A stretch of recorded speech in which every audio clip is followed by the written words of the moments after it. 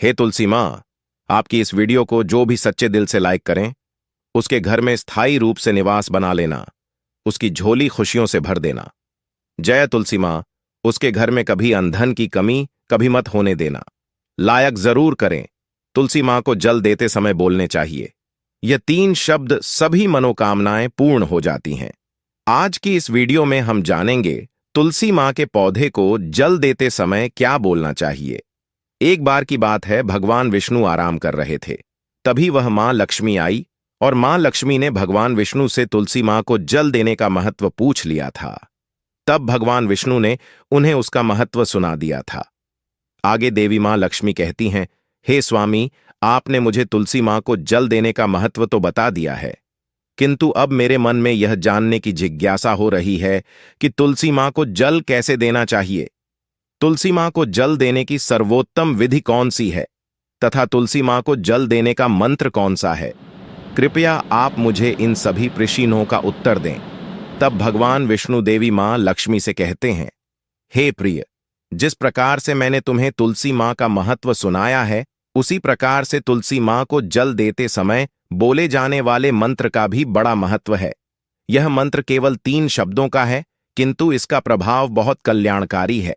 जो भी इंसान प्रतिदिन तुलसी मां को जल देते समय अपने मुख से केवल यह 3 शब्द बोल देता है, तो साक्षात मां लक्ष्मी उसके घर में प्रवेश करती है, उसकी दरिद्रता समाप्त हो जाती है, उसे धन धान्य की प्राप्ति होती है। वह मंत्र बताने से पूर्व मैं आपको तुलसी मां के इस मंत्र का महत्व सुनाता हूं। इस महत्व को सुन लेने मात्र से ही इंसान के समस्त पाप नष्ट हो जाते हैं। उसे 1000 वर्षों तक तुलसी मां को जल देने का पुण्य प्राप्त हो जाता है। इसीलिए देवी लक्ष्मी, आप इस कथा को ध्यान से पूरा जरूर सुने। देवी मां लक्ष्मी कहती हैं, हे प्रभु, मैं इस कथा को पूरा अवश्य सुनूंगी। आप मुझे तुलसी मां के मंत्र का महात्मा सुनाइए। भगवान विष्णु कहते हैं, हे देवी लक्ष्मी, दक्षिण में एक अत्यंत शोभायमान नगरी थी। उस नगरी में रमेश नाम का एक खोटी बुद्धि का ब्राह्मण रहता था। पापियों का तो वह शिरोमणि था। उसका जन्म एक ऐसे ब्राह्मण परिवार में हुआ था जो पाप कर्म करने वाले, शास्त्र ज्ञान से शून्य थे। वह जन्म से तो ब्राह्मण था, किंतु कर्म से वह अत्यंत दुराचारी था। वह न पूजा पाठ करता, न ध्यान करता, न जप, न हवन और न ही मेहमानों का सत्कार करता था। उसके द्वार पर आए मेहमानों को बिना दान किए ही क्रूरतापूर्वक भगा देता था। स्त्री लंपट होने के कारण वह सदैव ही पराई स्त्रियों में आसक्त रहता था। उसे मदिरापान करने की भी आदत थी। साथ ही वह मांस खाया करता था। वह दिन में खेत में काम करके पत्ते बेचकर जीविका चलाया करता था और रात में वेश्याओं का सेवन करता था। इस प्रकार से उस ब्राह्मण ने अनेक वर्षों तक जीवन व्यतीत किया। फिर एक दिन वह दुर्बुद्धि रमेश बेचने के लिए पत्ते इकट्ठा करने के लिए एक ऋषि की वाटिका में घूमने लगा और पत्ते तोड़ने लगा। तभी एक काल रूपधारी काले सर्प ने उस ब्राह्मण को काट लिया और उसी समय पर उसकी मृत्यु हो गई। उसके बाद 2 यम के दूत उसे लेने के लिए उस स्थान पर प्रकट हुए और उसे उठाकर यमलोक ले जाने लगे। मार्ग में वह यमदूतों के सामने बहुत विलाप करने लगा, हे दूतों, मुझे कहां ले जा रहे हो? मुझे छोड़ दो, मेरे प्राण बख्श दो। किंतु यमदूत उसे यह कहते हुए ले जाने लगे, अरे दुष्ट ब्राह्मण, तेरे पाप कर्मों के कारण तुझे सांप ने काट लिया है। अब यमदेव तुझे अवश्य घोर नरक में डाल देंगे। फिर यम के दूत उस ब्राह्मण को लेकर यमलोक पहुंचते हैं और यमदेव के सामने खड़े हो जाते हैं। चित्रगुप्त उस ब्राह्मण का लेखा जोखा निकालते हैं और यमदेव से कहते हैं, हे धर्मराज, इस ब्राह्मण ने बचपन से लेकर मृत्यु तक पाप ही पाप किया है। इसने कभी कोई पुण्य का काम नहीं किया है। फिर धर्मराज अपने दूतों से कहते हैं, हे दूतों, इस घोर पाप करने वाले ब्राह्मण को उठाकर ले जाओ और इसे नरक में डाल दो। फिर यम के दूत उस ब्राह्मण को ले जाते हैं और नरक की भयंकर अग्नि में धकेल देते हैं। अनेक वर्षों तक नरक में सजा भुगतने के बाद उस ब्राह्मण को दूसरे जन्म में एक बैल का शरीर मिलता है। बैल का जन्म पाकर वह बोझ उठाने का काम करने लगा। उसका मालिक उससे दिन रात काम करवाने लगा। फिर जब उस बैल की शक्ति कम हुई तो उसके मालिक ने उसे एक लंगड़े आदमी को बेच दिया। उस लंगड़े आदमी ने उस बैल को खुद का बोझ उठाने के लिए उपयोग किया वह उसकी पीठ पर बैठकर घूमा करता था। इस प्रकार से उस बैल ने 8 वर्ष तक उस लंगड़े आदमी का बोझ उठाया।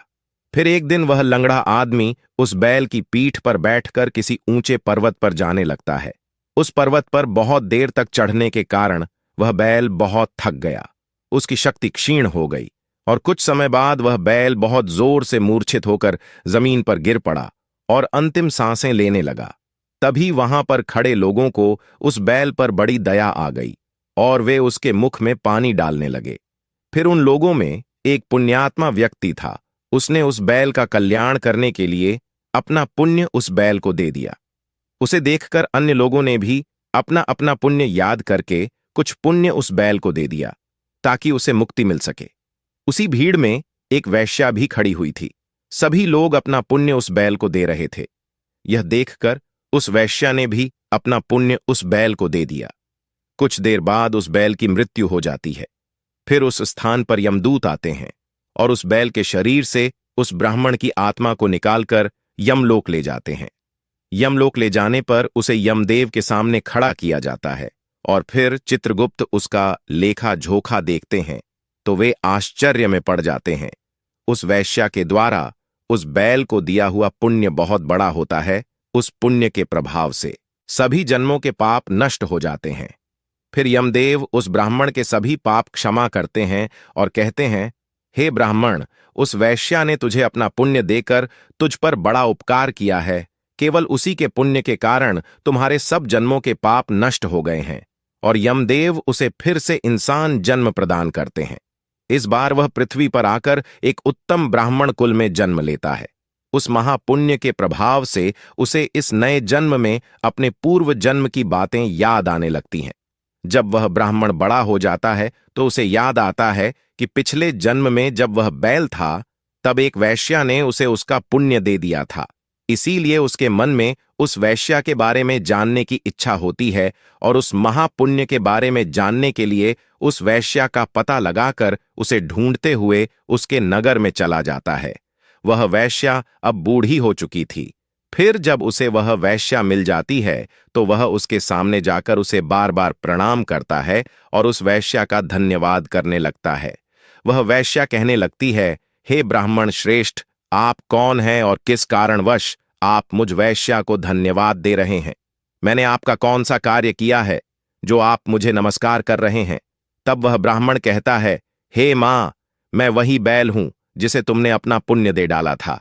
अपने पाप कर्मों के कारण मुझे पिछले जन्म में बैल होना पड़ा था। उस पर्वत पर जब मैं मर रहा था तो तुमने मुझे अपना पुण्य दिया था। तुम्हारे पुण्य के प्रभाव से ही आज मुझे फिर से इंसान जन्म मिला है। तुम्हारे द्वारा दिए गए उसी पुण्य के कारण मुझे अपने पूर्व जन्म की सारी बातें याद है। किंतु हे मां, मैं आज यहां पर यह जानने के लिए आया हूं कि तुमने मुझे उस समय पर अपना कौन सा पुण्य दिया था जिस कारण से मेरे सभी जन्मों के पाप नष्ट हो चुके हैं। मैं उस पुण्य के बारे में जानना चाहता हूं। तब वैश्या ने कहा, हे ब्राह्मण श्रेष्ठ, मैंने तो अपने जीवन में कोई पुण्य के काम नहीं किए हैं, किंतु मेरे घर में एक तोता है जो पिंजरे में रहकर हमेशा कुछ बोलता रहता है, जिसे सुनकर मेरा अंतकरण पवित्र हो गया है। उसी तोते के द्वारा बोले गए मंत्र का पुण्य मैंने तुम्हें दान में दिया था। फिर वह वैश्य और वह ब्राह्मण उस तोते के पास जाते हैं और उसे पूछने लगते हैं, हे शुक, तुम कौन सा मंत्र बोलते रहते हो जिससे हमारे जीवन का उद्धार हुआ है? यह मंत्र तुम्हें किसने सिखाया और इस मंत्र का क्या अर्थ होता है? तब उस तोते ने अपने पूर्व जन्म का वृतांत सुनाना आरंभ किया। वह तोता कहने लगा, हे ब्राह्मण श्रेष्ठ, पिछले जन्म में मैं एक ब्राह्मण था। मैं अपने ज्ञान के अहंकार में अंधा हो चुका था। मैंने कभी गुरुजनों का आदर नहीं किया, सदैव ही उनका अपमान किया। मुझे अपने ज्ञान पर इतना अधिक घमंड हो गया था कि जिस कारण से मेरा क्रोध बहुत अधिक बढ़ गया और मैं सभी से द्वेष करने लगा। अन्य मनुष्यों को तुच्छ समझने लगा, विद्वानों का भरी सभा में अपमान करने लगा।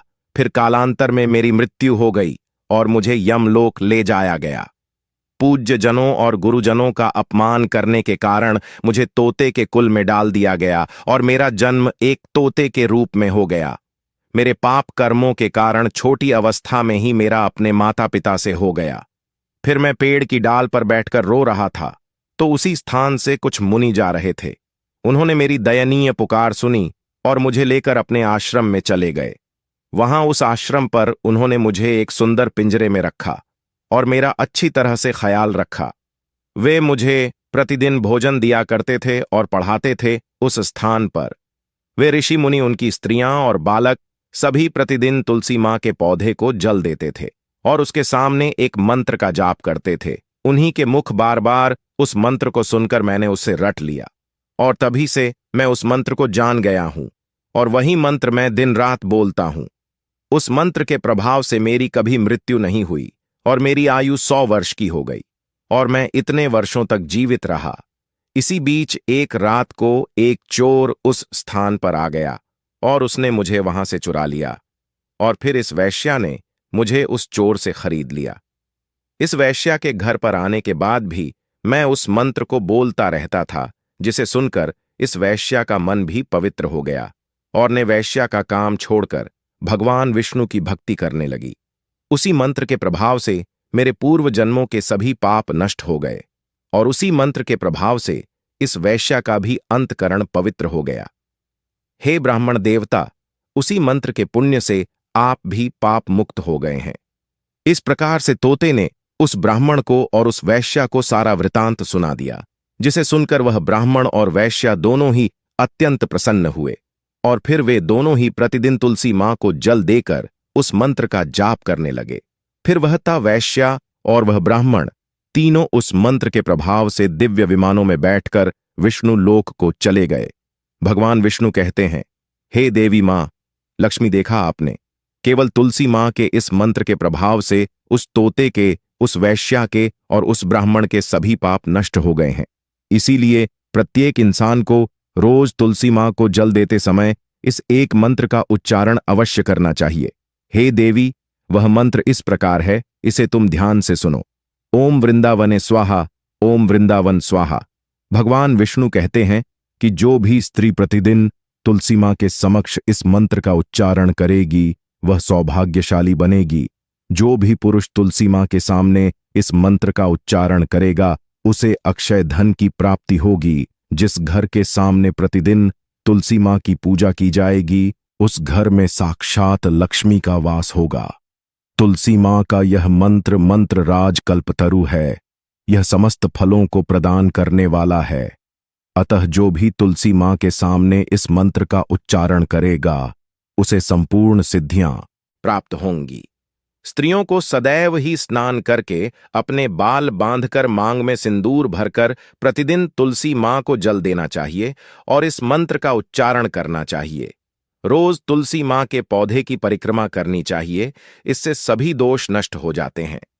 प्रतिदिन शाम के समय तुलसी मां के पास दीपक जलाना चाहिए और तुलसी मां के पास बैठकर भगवान विष्णु की आराधना करनी चाहिए।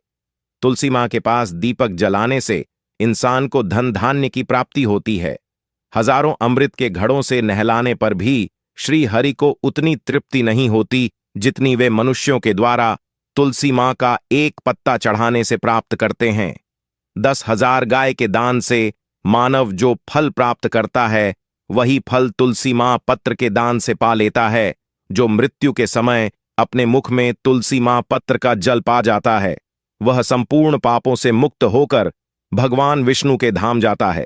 भगवान विष्णु कहते हैं, पूर्णिमा, अमावस्या, द्वादशी और सूर्य संक्रांति के दिन मध्याह्न काल रात्रि और अशौच के समय तेल लगाकर बिना स्नान किए अथवा बिना हाथ पैर धोए रात्रि के वस्त्र पहनकर तुलसी मां के पत्र तोड़ता है वह महापाप होता है। श्राद्ध, व्रत, दान, प्रतिष्ठा तथा देव पूजा के लिए तोड़े हुए तुलसी मां पत्र बासी होने पर भी 3 रात्रि तक पवित्र ही रहते हैं। तुलसी मां का एक एक पत्ता ना तोड़कर पत्तियों के साथ अग्रभाग को तोड़ना चाहिए। तुलसी मां की मंजरी सब फूलों से बढ़कर मानी जाती है। मंजरी तोड़ते समय उसमें पत्तियों का रहना भी आवश्यक माना गया है। पूज्य भाव से पौधे को हिलाए बिना तुलसी मां के अग्रभाग को तोड़ना चाहिए। इससे पूजा का फल लागुना बढ़ जाता है। तुलसी मां के पत्तों को कभी नाखून से नहीं तोड़ना चाहिए, इससे पाप लगता है। रात्रि में तुलसी मां के पौधे को स्पर्श न करें अथवा उसके पत्ते न तोड़ें, ऐसा करना अशुभ माना गया है। रात्रि में तुलसी मां का पौधा निद्रा अवस्था में होता है। ऐसे में पत्ते तोड़ने पर पाप ही लगता है। गुरुवार के दिन तुलसी मां के पौधे में थोड़ा सा कच्चा दूध अर्पित करें। दूध चढ़ाते समय ओम नमो भगवते वासुदेवाय नमः इस मंत्र का जाप अवश्य करना चाहिए। तुलसी मां के पौधे के पास शालिग्राम रखें और उस पर तिल चढ़ाए पूजा में तुलसी मां और शालिग्राम को दूध में भीगी हल्दी का तिलक अवश्य करें। शालिग्राम पर तुलसी मां पत्र रखकर चंदन लगाना चाहिए। अगर कोई महिला मासिक धर्म से है तो वह तुलसी मां की पूजा न करें। मासिक धर्म के दौरान तुलसी मां को स्पर्श करने से घोर पाप लगता है, इससे स्त्री की दुर्गति होती है। तो भक्तों, इस प्रकार से भगवान विष्णु ने देवी मां लक्ष्मी को तुलसी मां को जल देने के मंत्र का महत्व सुनाया है। यह कथा आपको कैसी लगी कमेंट करके अवश्य बताएं। अगर यह जानकारी अच्छी लगी तो वीडियो को लाइक जरूर करें। भक्तों, अगर आप मां लक्ष्मी को अपने घर लाना चाहते हैं तो कमेंट बॉक्स में लिखे जय मां लक्ष्मी। आपका हमारे घर में स्वागत।